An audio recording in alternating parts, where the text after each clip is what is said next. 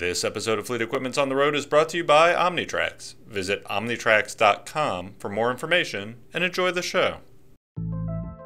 From sun-baked asphalt to dirt-caked job sites, Western Star trucks seek out tough jobs and tackle them with gusto.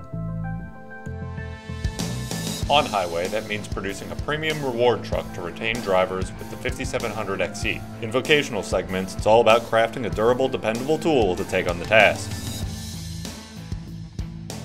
So come along on this episode of On the Road to find out how the OEM is focusing its equipment on application to blaze a path to success.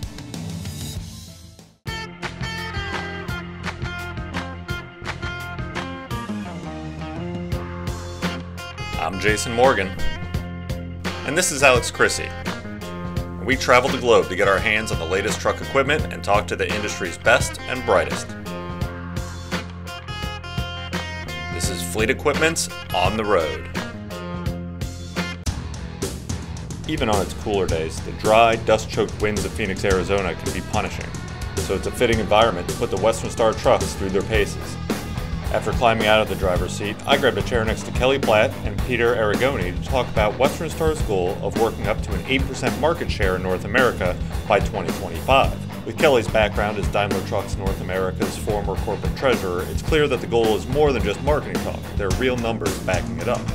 First of all, if I disaggregate the US and Canada, we've got more than a 10% market share in Canada, and we've had that for years and years and years.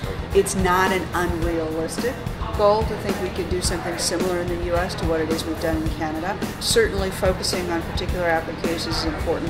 Having the right distribution network is very important to us. In Canada, we are very well represented in large markets, small markets. We really think we've got kind of blanket coverage in Canada. That's not true in the US. Having more of that distribution network is going to make a significant difference to us.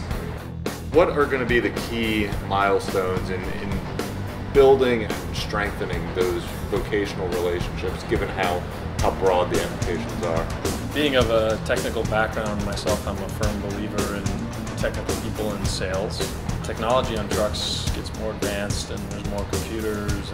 Our bodybuilders, they kind of come along for the ride too, and they're getting much more advanced. And so the types of interactions that they want to have with our products are significantly more complex. You know, being able to meet with your dealership that may know the specific customer and some of the regional nuances there in that market.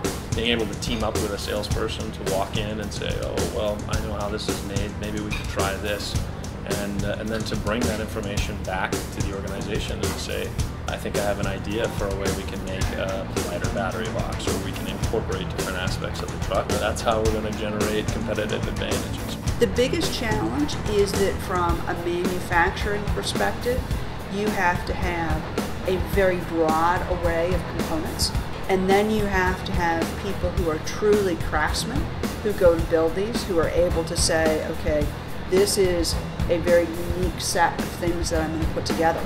And every truck I build on the production floor is different than the one before it online or the one behind it online.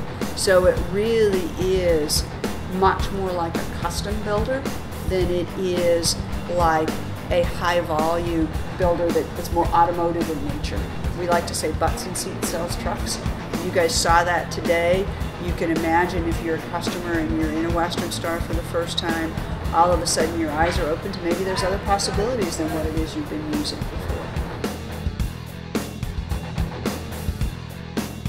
For more episodes of On the Road, head over to feontheroad.com.